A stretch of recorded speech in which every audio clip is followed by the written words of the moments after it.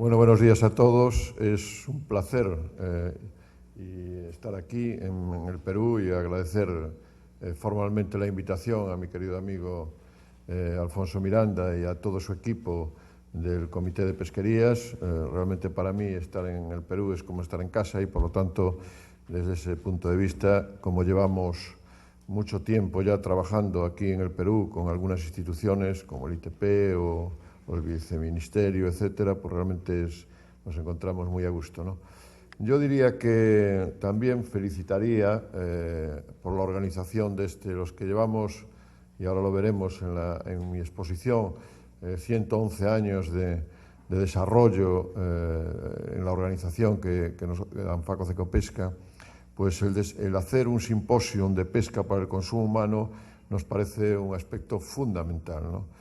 En España no se entiende el sector pesquero si no es para consumo humano. Por lo tanto, desde ese punto de vista, todo lo que es lo que se ha dicho inicialmente en la presentación, con el mar rico, el consumo humano, todas esas riquezas que ustedes tienen en sus mares, y eliminar las burocracias. Desde España nosotros esto, y desde ANFACO Cecopesca, es un imperativo de primer orden, ¿no? Por lo tanto, creo que felicito una vez más el desarrollo de este simposio. Espero que haya un segundo y que cada vez más todas esas cuestiones que se han planteado al inicio probablemente se puedan solucionar, ¿no? Y que después abordaré al final de mi exposición, ¿no? Bueno, un poco lo que voy a hablar en el día de hoy y lo que voy a exponer, quién somos, porque realmente 111 años de experiencia como representación del complejo Mar Industria nos lleva a tener muchas vicisitudes durante todos estos años, ¿no? Y en función de eso, ¿de dónde nacimos? Que fundamentalmente nacimos del sector de conservas, ¿no? Pero que hoy en día ya es un complejo Mar Industria donde están todos los sistemas de conservación y donde realmente suponemos el 100% de la industria conservera, el 100% de la industria de ahumados, el 100% de la industria de bacalao y salazones, el 100% de la línea de aceite de pescado de España, en fin, una serie que después veremos más adelante, ¿no? También veremos un poquito cómo se ha desarrollado y fundamentalmente, cuando voy a hablar del desarrollo del sector de conservas en España, en Europa, fundamentalmente está orientado al consumo humano. Por eso nos encontramos muy cómodos hoy en este simposio, porque realmente todo nuestro bagaje ha ido siempre implementado desde el punto de vista, desde la innovación tecnológica, desde el comercio, desde el mercado, desde el desarrollo de nuevos productos, etcétera, etcétera, siempre al mercado, ¿no?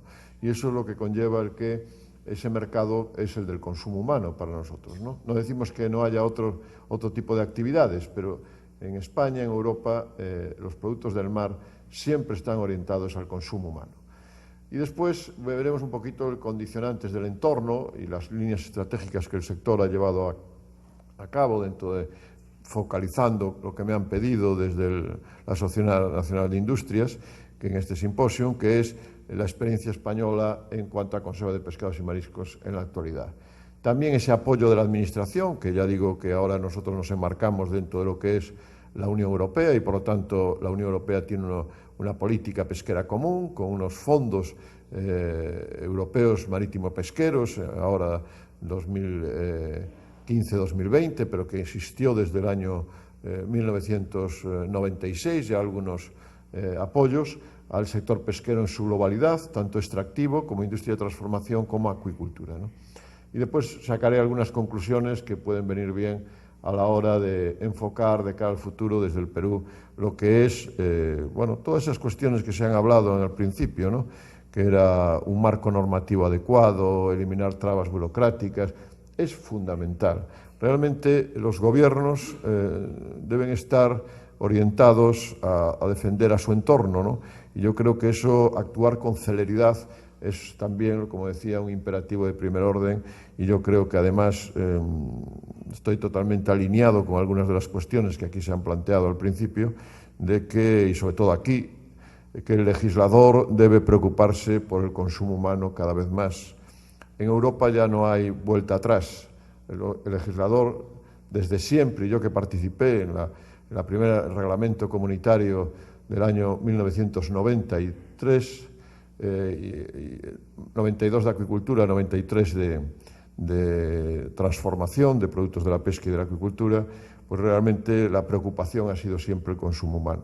Entonces ahí es donde aquí, y sobre todo allí por el tema del impacto socioeconómico de las zonas ribereñas, etcétera, aquí hay más factores que pueden beneficiar el dedicarse al consumo humano, ¿no? Que es por una parte esa población que necesita proteína de pescado para su nutrición, por lo tanto, algunas de las cuestiones que se planteaban de reducir esa desnutrición. Otra parte es dar empleo, y yo creo que eso en una actividad socioeconómica es fundamental, dar empleo, ¿no? Hay que ganar dinero, hay que ganar todos. Gana el país con el empleo, ganan los empresarios que apuestan, etcétera, etcétera, ¿no? Yo creo que hay una actividad y, por lo tanto, como país también se puede exportar y, por lo tanto, esa exportación produce recursos también, ¿no? Yo creo que en eso, y además, a nosotros permítanos, y yo que soy de una región como Galicia, donde fundamentalmente estamos volcados al mar y estamos volcados a lo que es la actividad pesquera fundamentalmente y transformadora de productos del mar, con un aproximadamente 12,5% del PIB gallego se dedica al tema del mar, y donde la conserva de pescado y marisco, que es lo que me toca hoy, aunque podría hablar de otras cosas, representa alrededor del 3% del PIB gallego, ¿no? Somos el 67,5% de la producción de la Unión Europea, somos el 87% de la producción de España y la segunda zona productora mundial. Esto significa de que estos parámetros nos indican que realmente estamos muy volcados hacia el consumo humano y que además en esas zonas ribereñas producimos una cohesión social muy importante entre lo que es el trabajo y la actividad económica, ¿no? Y eso, bueno, pues con una serie de parámetros de incentivos iniciales para priorizar lo que es la pesca del consumo humano, ha llevado a instalaciones, que hoy en día tenemos instalaciones de 110.000 toneladas de atún que se producen al año, pero también producen otras cosas, especialidades. A lo mejor el 70% es atún, pero realmente hay otro 30% de especialidades de otros productos pesqueros. Y en conservas de pescado, por ejemplo, España es el primer país del mundo en variedad de productos y preparaciones. Por lo tanto, hay un camino que recorrer también aquí, yo creo, desde mi punto de vista, en el Perú, ¿no? Si buscamos esa productividad adecuada, podemos avanzar enormemente. Bueno, Anfaco Cecopesca es una representación del complejo Mar Industria. Veremos los parámetros ahora en la siguiente, donde, bueno, pues 111 años de historia, 227 empresas asociadas.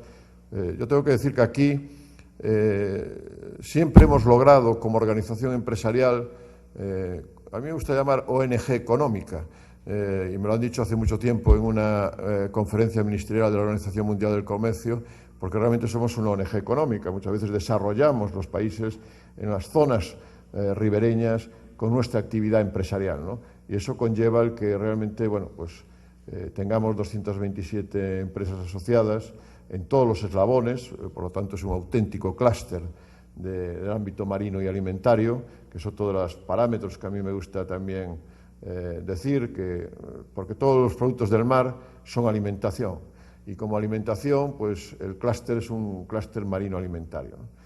También, para basarnos en cada vez más avanzar, hemos creado un centro tecnológico de innovación de referencia a nivel nacional e internacional, que se llama Cecopesca, el Centro Técnico Nacional de Conservación de Productos de la Pesca, Cecopesca, donde, bueno, pues casi 90 personas trabajan en distintas áreas de actividad científico-tecnológica para cada vez ser más competitivos en nuestro mundo empresarial.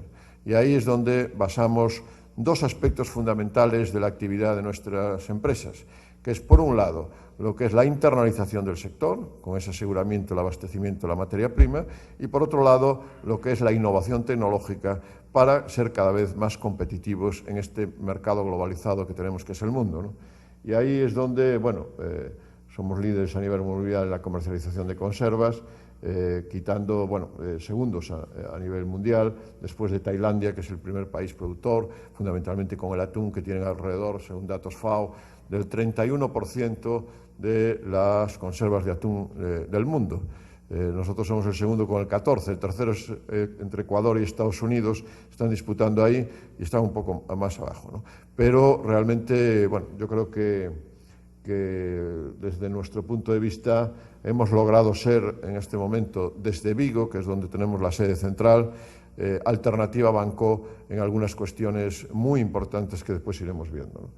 La facturación de nuestras empresas está alrededor de 6.500 millones de euros, el conjunto global de nuestro clúster marino alimentario, y con un empleo alrededor de 25.000 trabajadores. Hay grandes multinacionales, pero también hay pequeñas, medianas empresas y microempresas, y yo creo que ese es el bagaje de experiencia que a nosotros nos da el que muchas cuestiones que se pueden implementar y desarrollar en la gran empresa, después hay que traducirlo a la pequeña, mediana y microempresa para poder llevarlo adelante. Y ahí es donde estamos teniendo esa actividad, ¿no? Y fundamentalmente que el elevado número de pymes, de pequeñas y medianas empresas, pues aunque, como dice ahí bien en la pantalla, pues las grandes empresas suponen el 6% del total y concentran el 70% de la cifra de negocio, hay otra, y el 55% del empleo, hay otras empresas donde realmente se focaliza para que puedan ser cada vez más competitivas y más eficientes internamente, y veremos más adelante, ¿no? Hemos logrado también, en los años 80 aproximadamente estábamos en una exportación de alrededor del 20%, ¿no?, de nuestra producción. Habíamos empezado, y como veremos, a principios del siglo pasado y finales del 19, pues haciendo aquella sardina tipo Nantes, donde realmente desarrollábamos una actividad fundamentalmente sardinera, de conserva de sardina, y donde, bueno, pues vimos que realmente teníamos muchos problemas a la hora de exportar, sobre todo al mercado francés, estamos hablando de 1904, 1908, etcétera, y eso conllevó el que inmediatamente los empresarios se unieron para hacer un departamento técnico de investigación en el año 1949 y evitar así problemas en su interpretación con las normativas, con el tema de calidad, etcétera, etcétera. Vean que realmente hablar de calidad en el año 1949 no es fácil, Sin embargo, este sector ya empezó con un departamento técnico de investigación para intentar buscar el que la calidad, la seguridad alimentaria, aspectos que hoy en día ya manejamos de una manera muy fácil, pues realmente en aquella época no lo era tanto.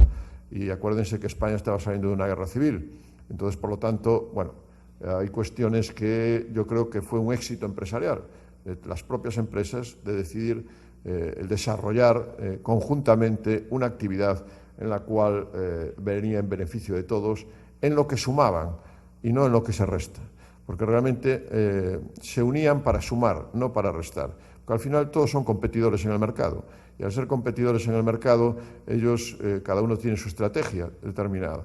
Pero ellos se unían para sumar, en lo que podían sumar y en lo que podían ser más fuertes sumando, ¿no? La siguiente.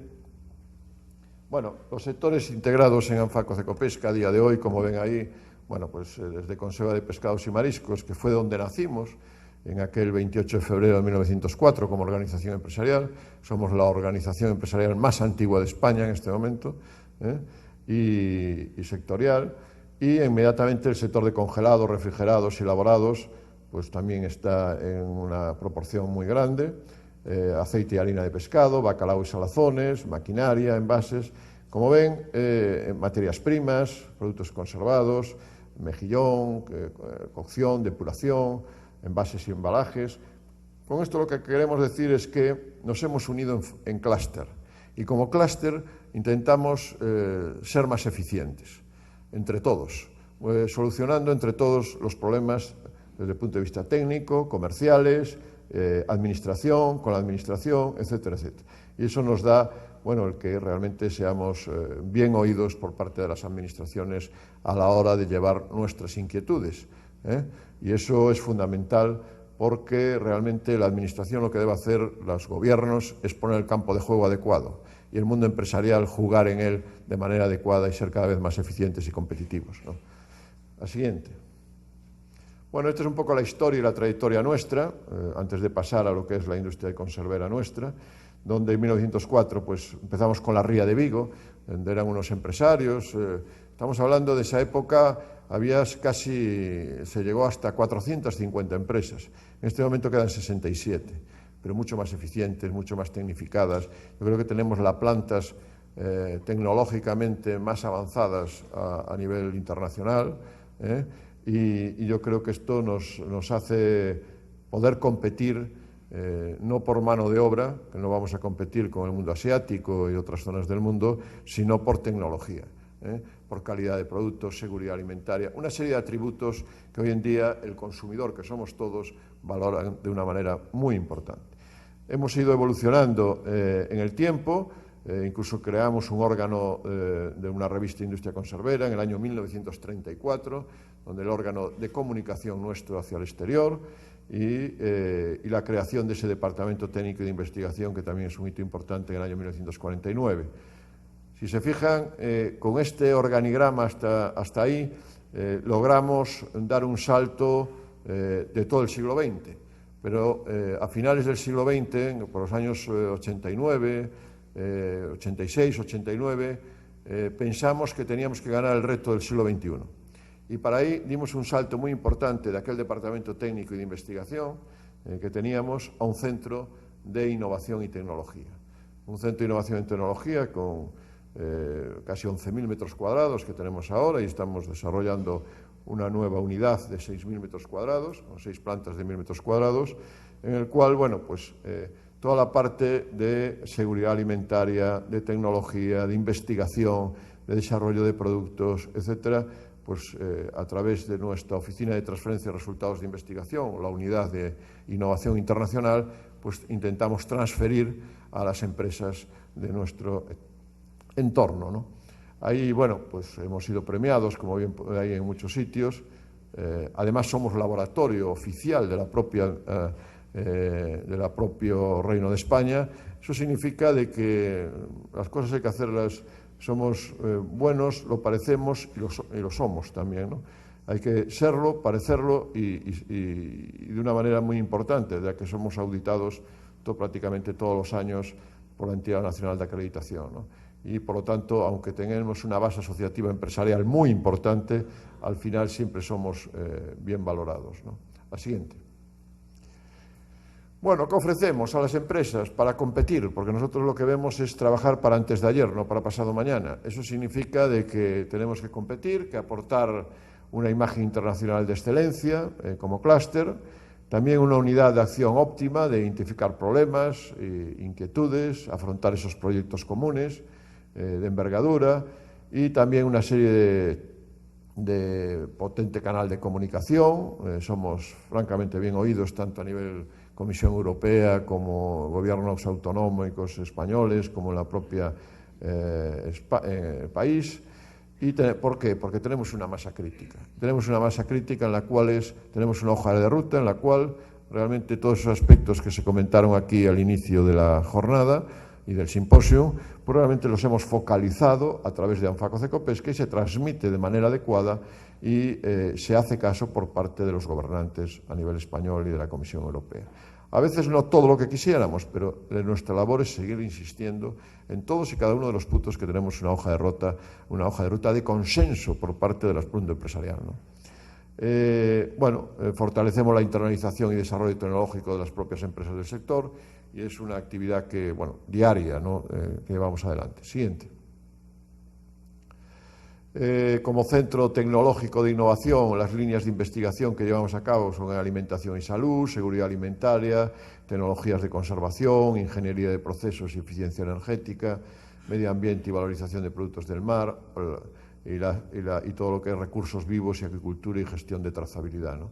A través de, ya digo, de la OTI, de la Unidad de Innovación Internacional, es lo que transferimos a nuestras empresas, no solamente en España, sino también en el exterior, porque tenemos empresas del exterior, empresas líderes que realmente están con nosotros también, pues de Turquía, de Portugal, en fin, de una serie de países de aquí, de Perú, etcétera, que son líderes y, por lo tanto, en este mundo globalizado, ya no solo, aunque nacimos en España y en España tenemos la base asociativa más importante, realmente ya hay empresas del exterior que están trabajando con nosotros en aspectos que estamos comentando, ¿no? Adelante.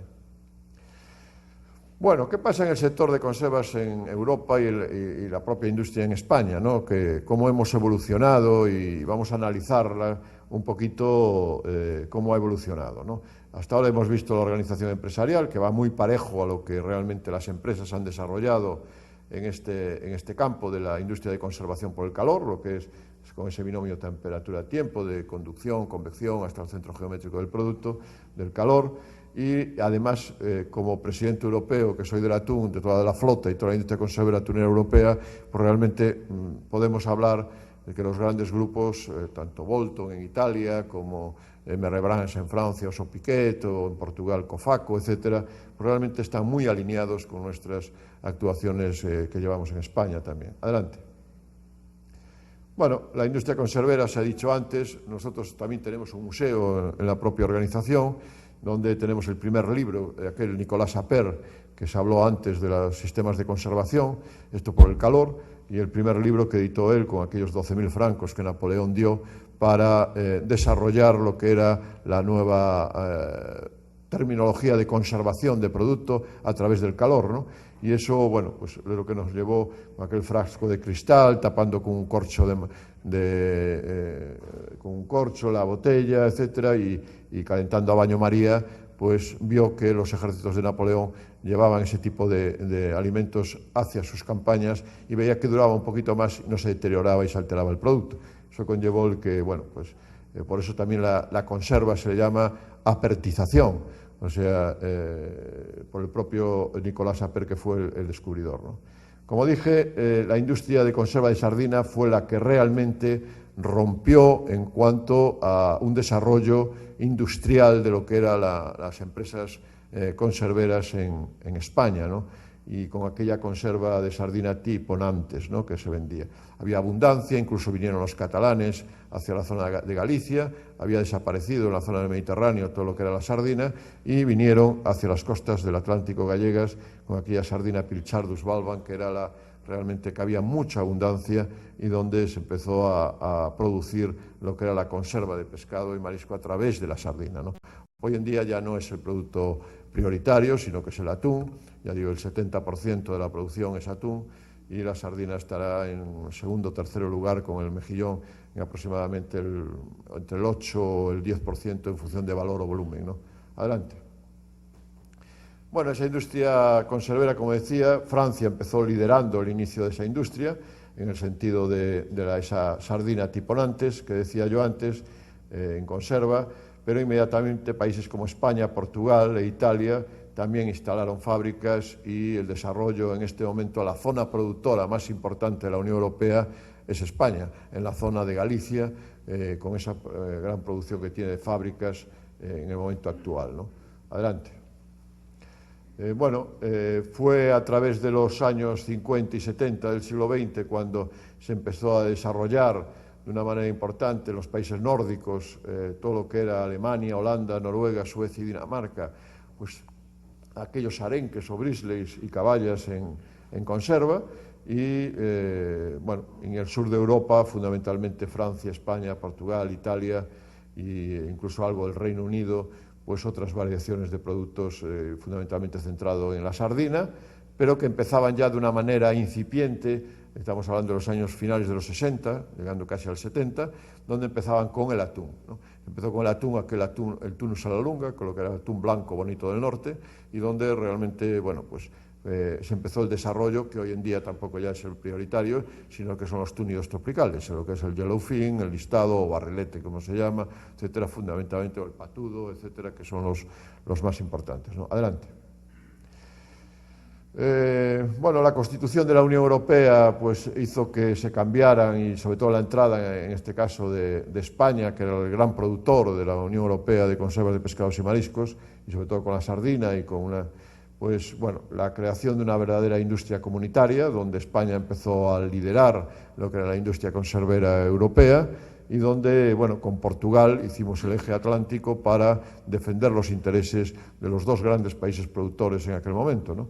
Y Portugal se quedó con la sardina y nosotros empezamos con un desarrollo muy importante del atún, como a niveles actuales, con más de, alrededor de 300.000 toneladas de conservas de atún que hacemos en este momento, un consumo de la Unión Europea que tiene alrededor de unas 700.000 toneladas de manera anual, ¿no?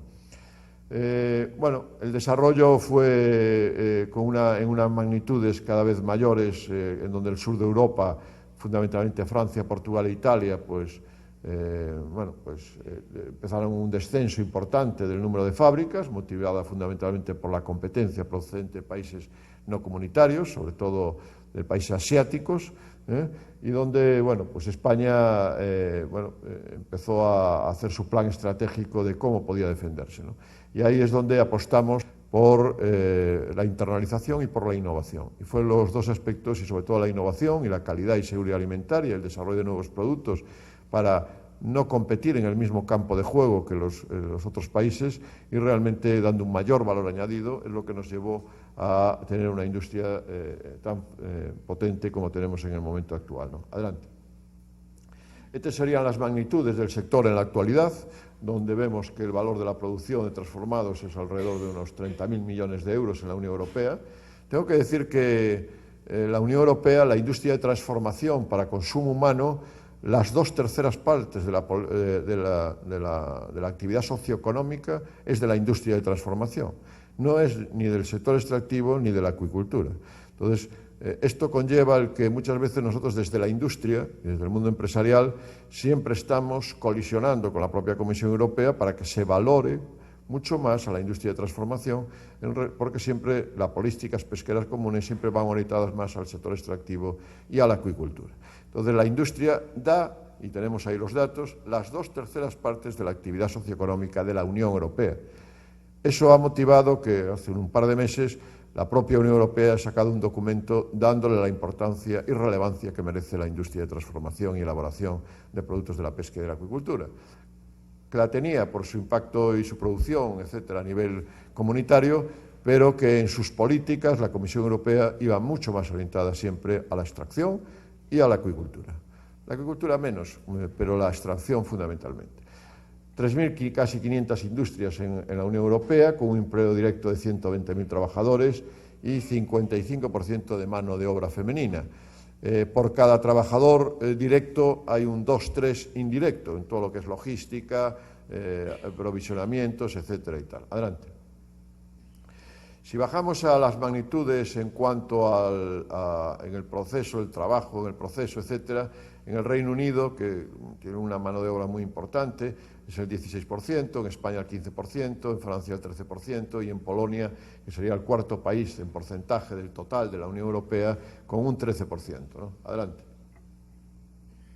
En cuanto a otra magnitud, que es fundamentalmente el top de países en cuanto a lo que es el sector pesquero, indicadores de la industria de transformación de pescado y marisco en la Unión Europea, esto ya no es centrado solo en la conserva, sino en otras actividades de conservación, refrigerado, congelado, seco-salado, ahumado, etcétera, etcétera. Entonces el Reino Unido tiene el 27%, España el 20%, Francia el 17% y Portugal, este sería el top 4 de Europa, el 7%. Adelante. Son datos oficiales de la Dirección General Mare de la Comisión Europea, por lo tanto no me lo estoy inventando, son realmente reales, tal como es.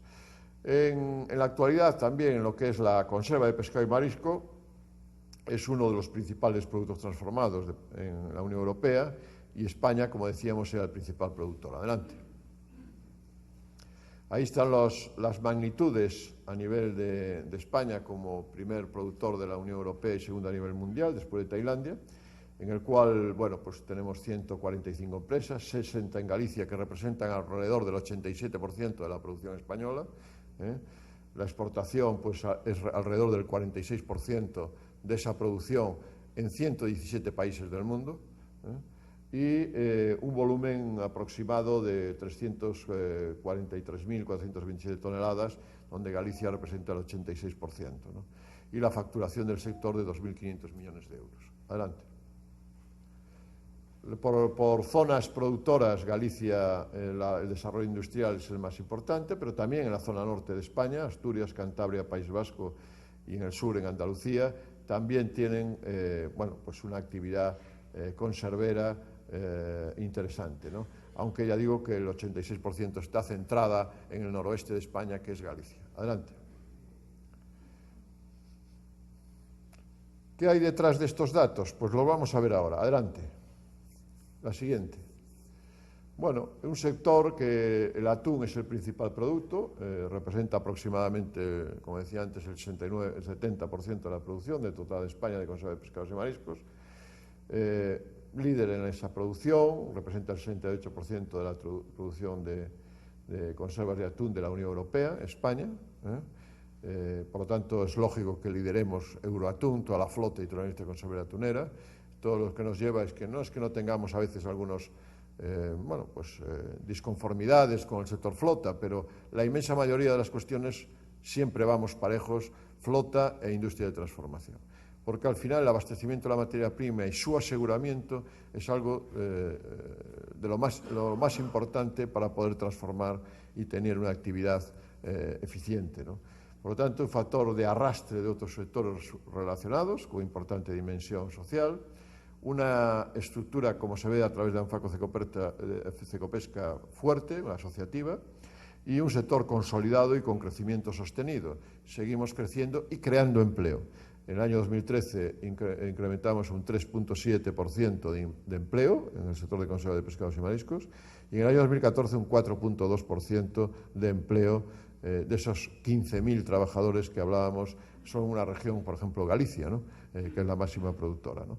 Por lo tanto, hay empresas líderes con un alto grado de especialización, automatización e integración del proceso productivo, también muy internacionalizadas, prácticamente en todos los países de América estamos posicionados. Tenemos plantas en El Salvador, Guatemala, Ecuador, Perú, Chile, Argentina, no sé si se me escapa alguno de aquí de esta zona. No, creo que no. Por lo tanto, es un sector exportador destinado al comercio internacional, pero nosotros vemos esa internalización en doble sentido. Uno, que es la exportación en sí, que es el 46% de nuestra producción, pero la otra es posicionarse en países terceros en doble vertiente. Una, asegurarse el abastecimiento de materia prima. Dos, abordar mercados locales, desde ese posicionamiento que nosotros tenemos en esos países terceros, ¿no? Tanto de Iberoamérica como de África, ¿no? Por lo tanto, la conserva de atún es el principal producto exportado por el sector. En el 2014 ya digo que es el 68% del volumen total de las exportaciones de conserva de pescados y mariscos. Es el primer producto de exportación de España del mundo del mar, la conserva de atún. Esto lo sabe muy poca gente, pero es que es real de los datos. El primer producto de exportación de España del mundo del mar es la conserva de atún, ¿no?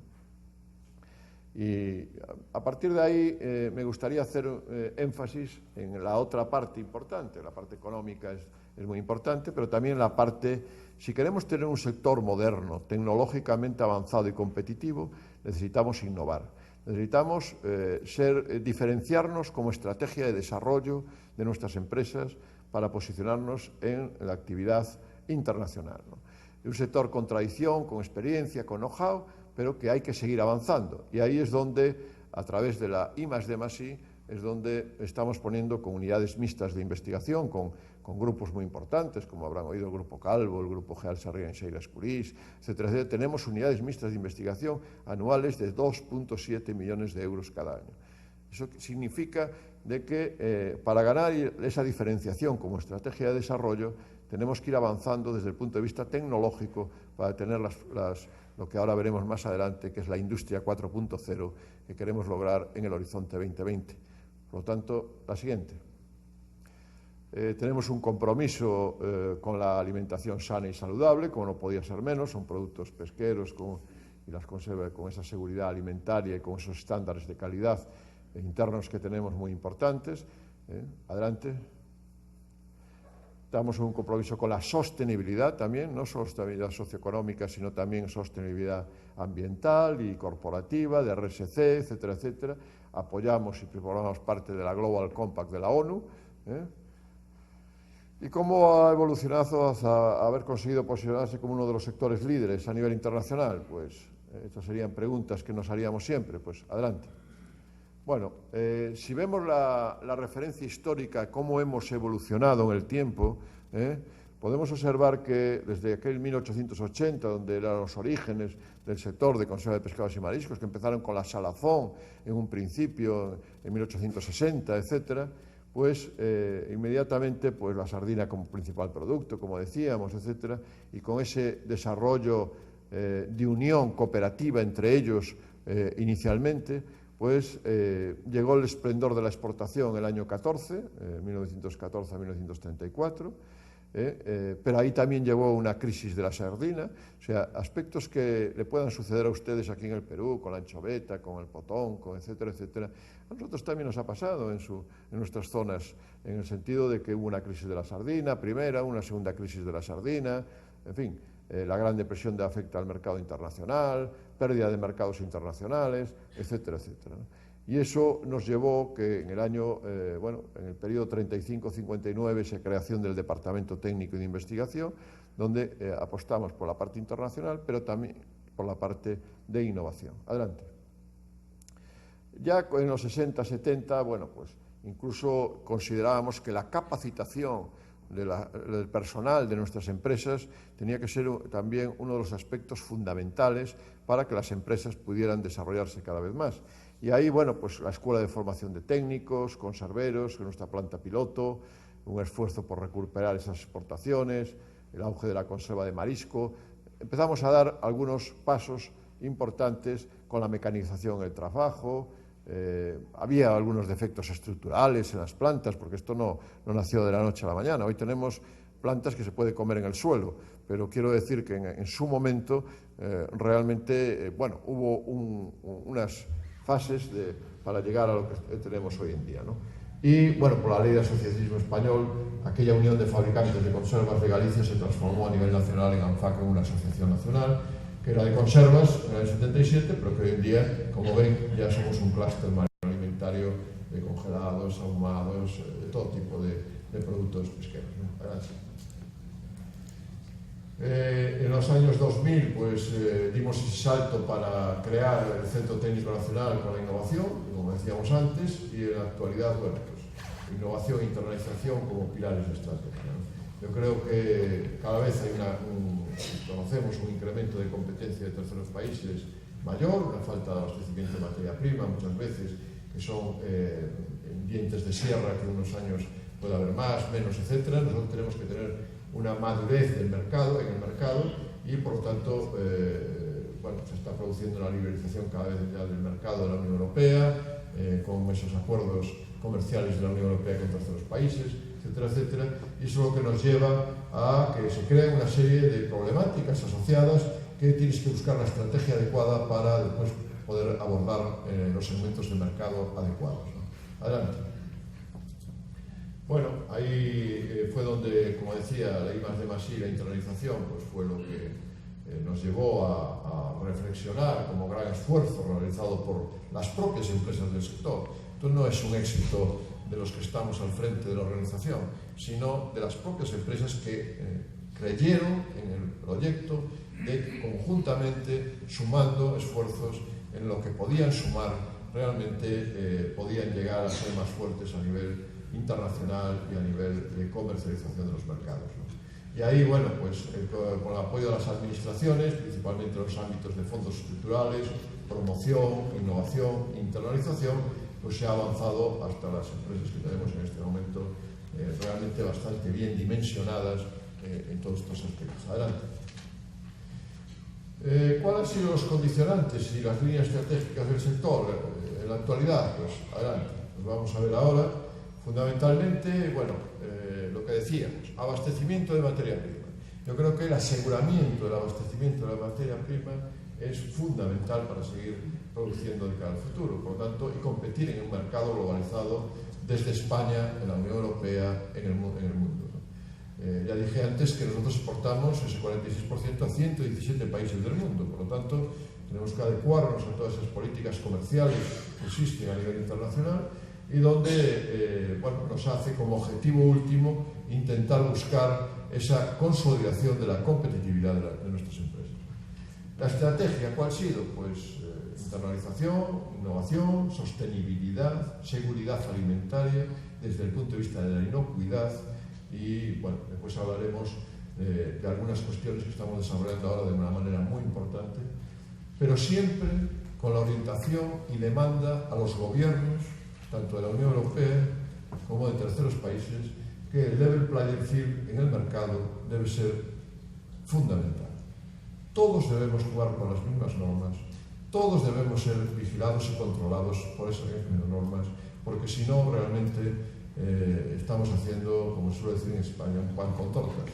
Entonces realmente estamos perjudicando la actividad de unos con respecto a otros y estamos produciendo lo que es una actividad o defendiendo de manera discontinua lo que es una actividad empresarial. Adelante. Bueno, los retos en este momento nuestros son realmente añadir valor, cada vez más valor a nuestros productos en función de lo que demanda el propio consumidor. El consumidor que demanda cada vez productos más saludables, con elementos funcionales, más fáciles de preparar, una serie de condicionantes que todos conocemos y que conlleva que con la experiencia, la tradición y el know-how que tenemos de la producción y la comercialización y aplicando esa internalización e innovación, pues podamos, con el abastecimiento de materia prima adecuado, podamos competir de manera leal en los mercados con esas condiciones competitivas que nosotros estamos creando de manera sostenible. Adelante. También un pilar estratégico el aseguramiento, como decía, el aseguramiento de materia prima y las principales vías de internalización que nosotros tenemos en este momento es de exportación, inversiones en terceros países y cooperación y alianzas. Yo creo que eso es lo fundamental. Si tú no tienes una economía de escala necesaria para poder abordar una serie de mercados, tú tienes que cooperar o aliarte con otros. Eso lo sabemos todos, pero al final hay que hacerlo de una manera no traumática, porque muchas veces todo ese tipo de alianzas lo que producen es disfunciones muy importantes. Esto es lo que realmente desde España, que ocupa las primeras posiciones en el ranking de los países exportadores, pues realmente tiene una estrategia de comercialización de mercados exteriores muy adecuada en este sentido de que estamos hablando, ¿no? Adelante.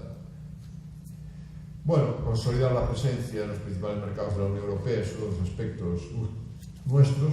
Decir que nosotros nos expandimos en exportación en mancha de aceite, Italia, Francia, Portugal, prácticamente lo tenemos muy consolidados los mercados, con niveles muy importantes en nuestra actividad económica, y después Reino Unido, Alemania, Países Bajos, Polonia, lo que es el mercado de la Unión Europea. Pero también estamos potenciando cada vez más la presencia de Estados Unidos, China, Japón, América Central y América del Sur. Los obstáculos técnicos al comercio.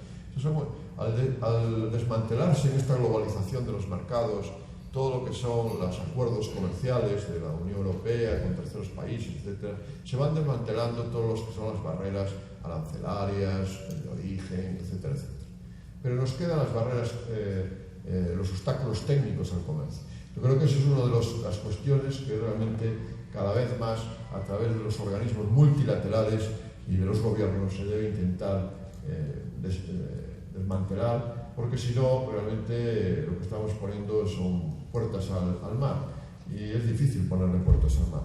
Y esto conlleva el que, si no, los mercados de destino, yo siempre digo que los BRIC, siempre se habla de los BRIC, que son los mercados emergentes, los más importantes, etcétera, etcétera, del futuro, y tal. Brasil, Rusia, India, son los más proteccionistas del mundo.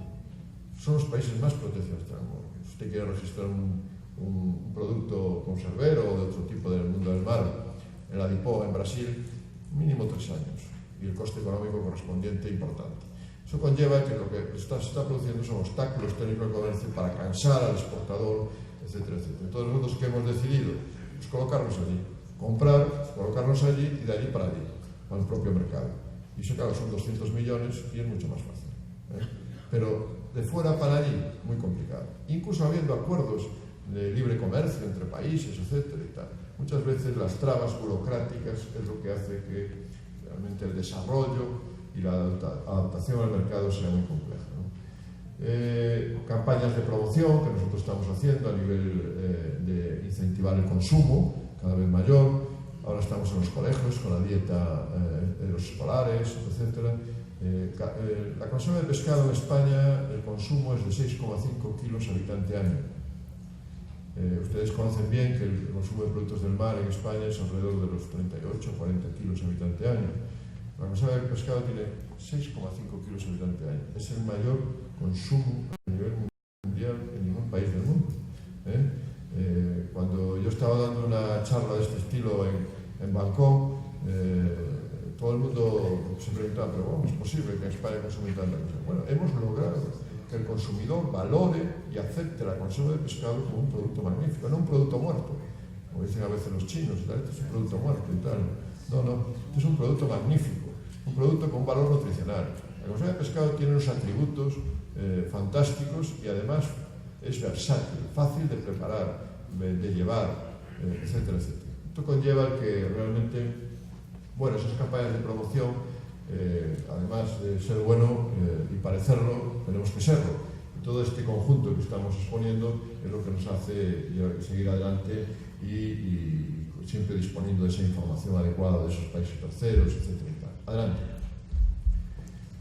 Bueno, y la innovación como herramienta de seguridad alimentaria, de desarrollo de nuevos productos, de mejora de procesos logísticos, de nuevas soluciones tecnológicas a través de las TIC, nuevas soluciones de envasado.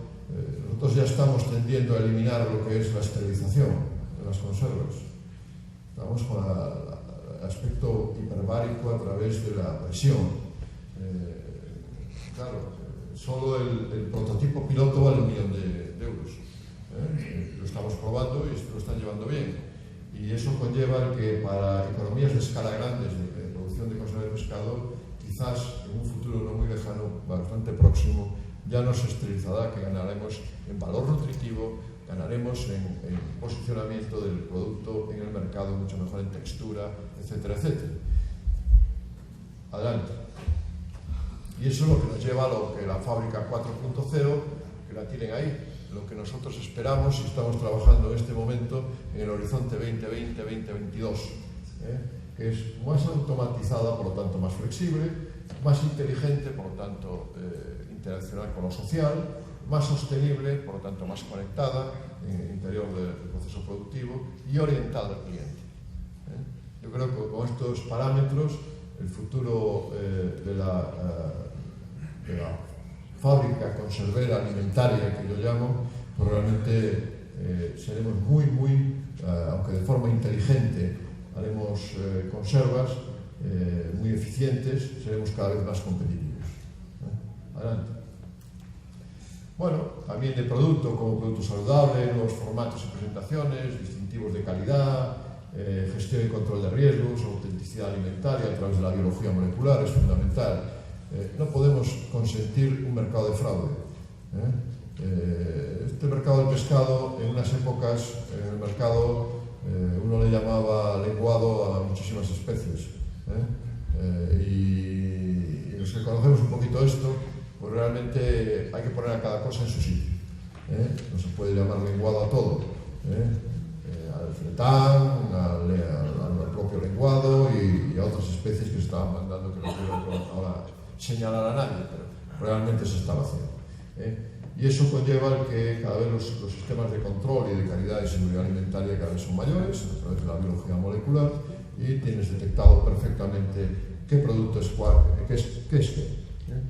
También automatización de procesos, tecnologías TIC, aspectos medioambientales, otro de los aspectos que cada vez más valorará el consumidor de cara al futuro.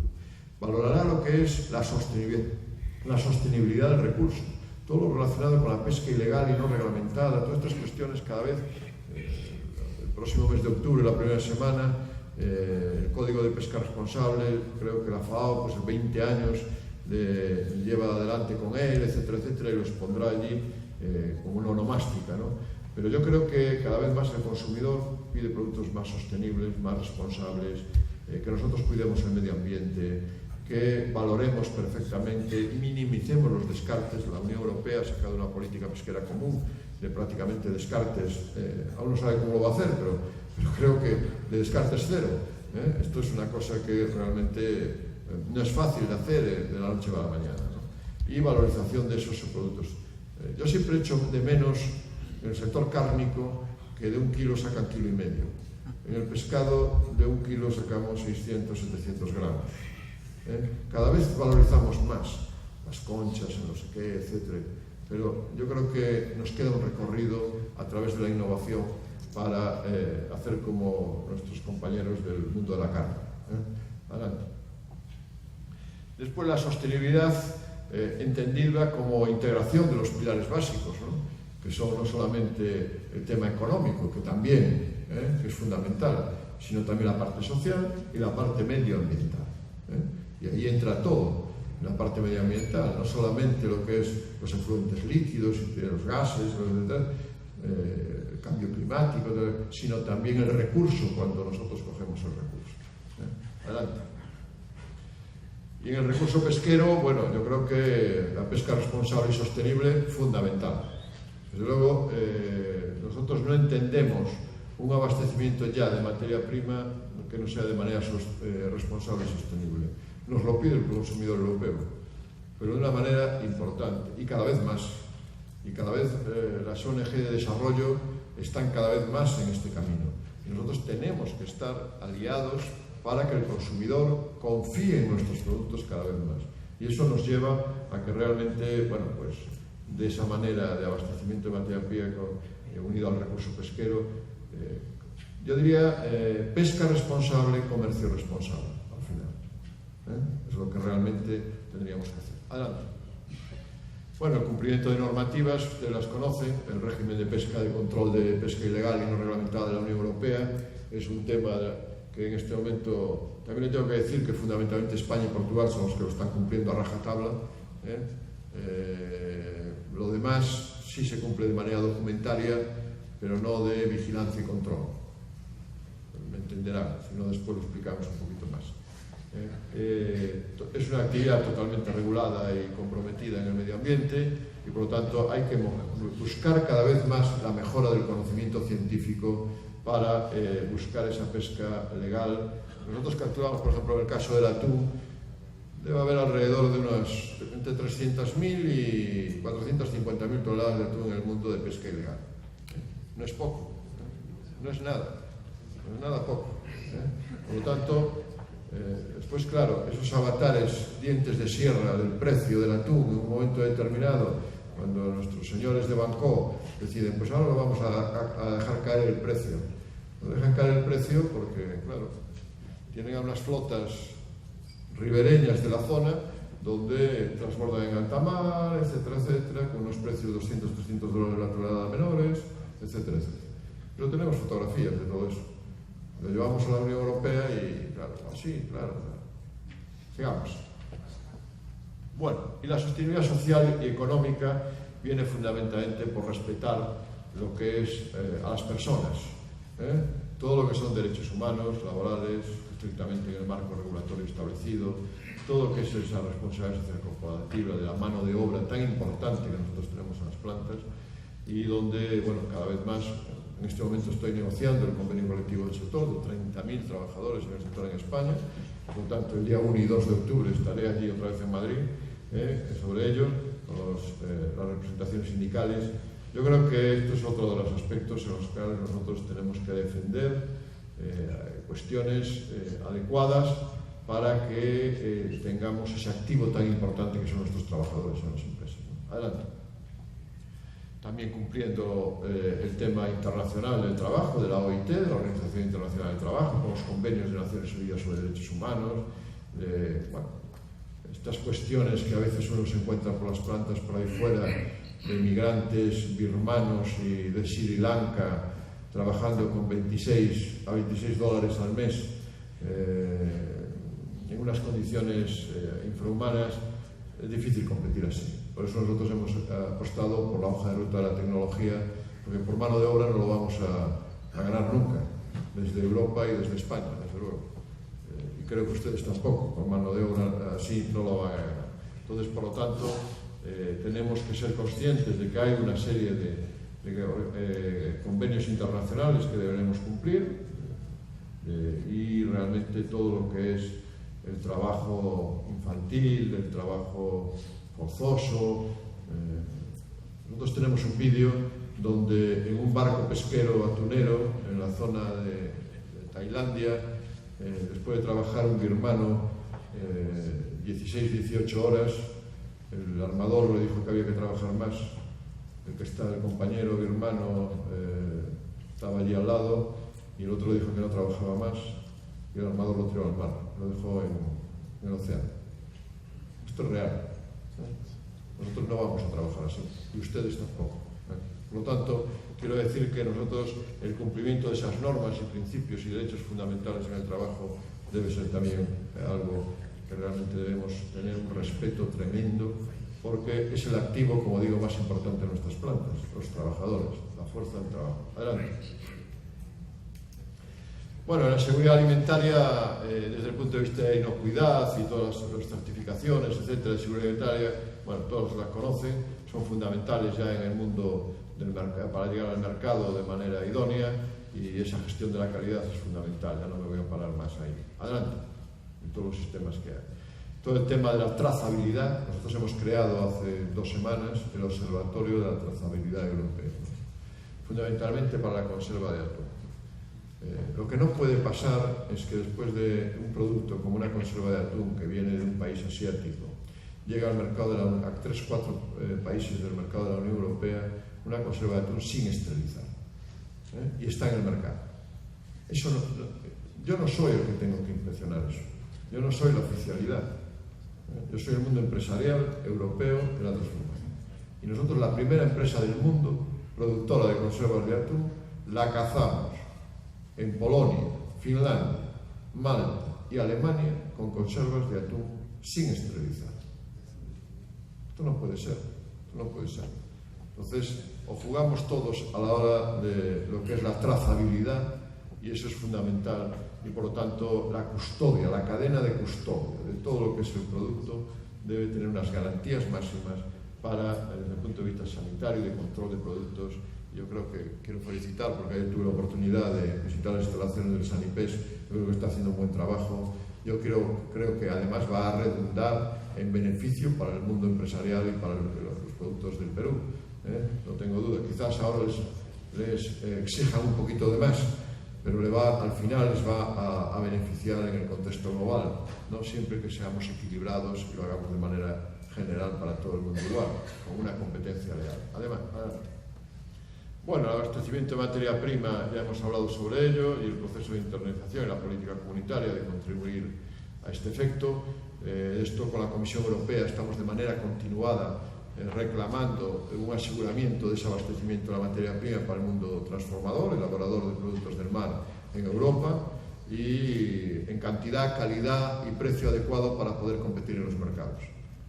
Y eso es lo que realmente, bueno, pues siempre estamos con los contingentes Erga-Orme, etcétera, etcétera, de la Unión Europea, con el propio desarrollo de la política pesquera común, etcétera, ¿no? Adelante. La política comercial de la Unión Europea, bueno, pues la generación de valor añadido, política comercial que garantice la competitividad. Bueno, estas son algunas de las prioridades que tiene la propia Unión Europea, pero siempre bajo 3 aspectos, la triple hélice también que dice la Comisión Europea, que es empleo, crecimiento, inversión. Pero tiene que haber todo: crecimiento de las empresas y, por lo tanto, retorno para el empresario en su actividad socioeconómica, crear empleo y seguir invirtiendo. Esto es la triple hélice que nos va a hacer que realmente ganemos ese reto del futuro en el mercado interior de la Unión Europea. Adelante. Bueno, mecanismo de vigilancia y control, el level playing field que ya hemos hablado, y buscar que los desafíos que desde esta industria de conserva de pescados y mariscos, con todos los operadores, garantizando una competencia leal, ¿no? Adelante. ¿Cuál es el apoyo de la Administración a este sector, o cuál ha sido el apoyo de la Administración a este sector? Bueno, pues ha habido fondos estructurales, ha habido fondos para internalización, ha habido fondos para innovación y ha habido fondos para promoción de los productos, ¿no? Con eso, con los cambios necesarios y reforzando esa capacidad que la propia Unión Europea, los países productores más importantes, que en este caso son Italia, Francia, Portugal y España, pues realmente consolidamos esos ámbitos, ¿no? Adelante. En el tema de los fondos estructurales de la Unión Europea ha habido 3 periodos de evolución del instrumento financiero, uno a través del IFOP 2000-2006, que es el Fondo Instrumento Financiero de Orientación a la Pesca, 2, los fondos europeos pesqueros, que fue el 2007-2013, y ahora se inicia un periodo 2015-2020 del Fondo Europeo Marítimo y de Pesca, ¿no? Solo le digo que para una zona como la nuestra, productora Galicia, hay 800 millones de euros. Con esto, bueno, yo creo que ya no para renovación y modernización del sector, porque yo creo que está tecnológicamente desde lo que son paramentos estructurales muy bien, sino fundamentalmente para lo que es innovación, eficiencia energética, medio ambiente. Los propios fondos ahora hasta el Horizonte 2020 van a ser para estos 3 capítulos fundamentales. Adelante. Bueno, la promoción internacional también se hace a través de ferias, como se ha dicho antes ahí, la presencia en ellas, misiones directas, misiones inversas, etcétera, etcétera. Adelante. Adelante, por favor. Bueno, hay algunas ferias que asiste el propio sector y va la organización representando al propio sector. Adelante. También en misiones comerciales directas, inversas, dentro de esa promoción internacional y de desarrollo de degustaciones. Cada vez ahora estamos ya con las nuevas tecnologías pues haciendo cosas más novedosas de promoción a nivel de nuevas tecnologías. Adelante. Hay algunas misiones que estamos haciendo, etcétera. Adelante, adelante. Esto es, lo hace todo el mundo. Adelante. Promoción, en tema de promoción también tenemos un apoyo institucional y lo reclamamos así a los gobiernos del país cuando se desarrolla, e incluso en épocas donde hay crisis, porque yo creo que es fundamental mover el proceso productivo industrial y a las empresas y qué mejor que el apoyo institucional y financiero de los gobiernos para este tipo de cometidos, el Ministerio de Agricultura, Alimentación y Medio Ambiente, la Xunta de Galicia, etcétera, con un esfuerzo para adecuarse y adaptarse a esas demandas de los consumidores. Además, adelante. Bueno, ahí tienen algunos show cooking o en los colegios, por ejemplo, un programa de ponle pilas a tu bocata, que ponle pilas a tu bocadillo, etcétera.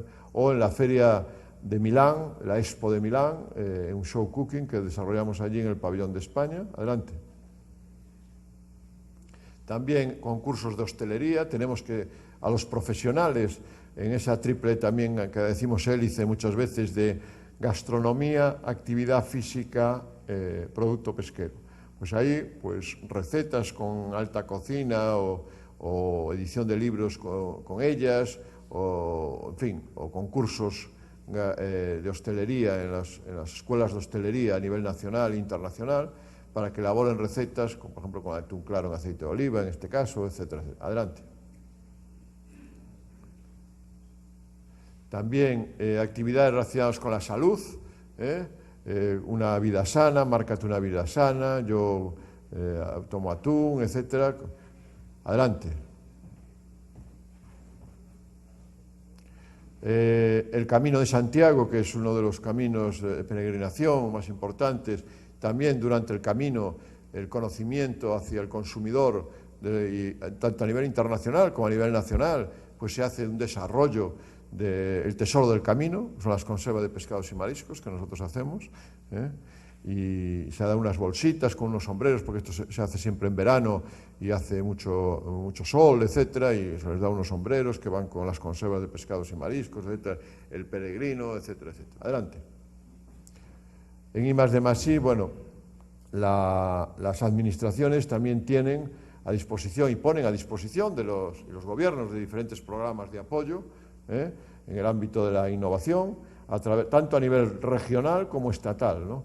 Y con planes autonómicos de desarrollo de proyectos de investigación, innovación y desarrollo tecnológico, de infraestructura científica, de apoyo a la innovación, a través de unidades mixtas, etcétera, etcétera.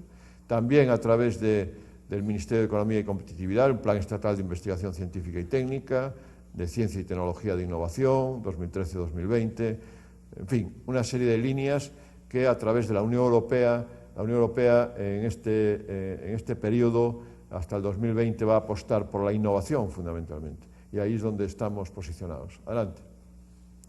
A nivel estatal también el CEDETI, a través de la entidad pública empresarial, también tiene una serie de dependientes del Ministerio de Innovación y Desarrollo Tecnológico, el Fondo Europeo Marítimo Pesquero 2014-2020, también para estos temas de pesca y agricultura. Adelante.